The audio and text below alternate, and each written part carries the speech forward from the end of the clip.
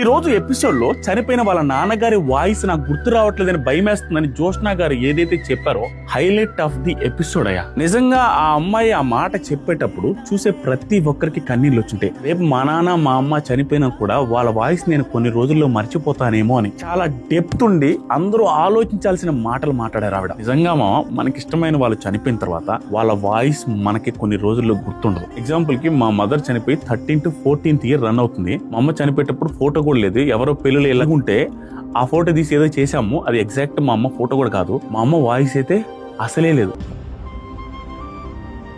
మా అమ్మ వాయిస్ నేను కళ్ళు మూసుకొని ఆలోచిస్తే నాకు గుర్తు రాదు. అమ్మాయి చెప్పగా నాకు అదే స్ట్రైక్ కన్నీళ్ళు వచ్చినాయి. నిజమే కదరా ఆ పిల్ల చెప్పేది, నిజమే కదరా ఆ అమ్మాయి చెప్పేది అనిపించింది. మీ అందరికీ ఈ వీడియో త్రూ నేను చెప్పేది ఏంటంటే, ఇది మోస్ట్ ఇంపార్టెంట్ వీడియో.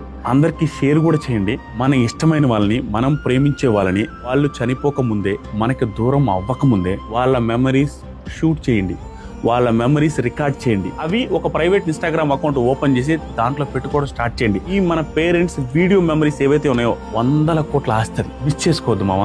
ఆ రోజు బాధపడిన తర్వాత మా అమ్మ వాయిస్ గుర్తురాలేదు, మా నాన్న వాయిస్ గుర్తురాలేదంటే కుదరదు.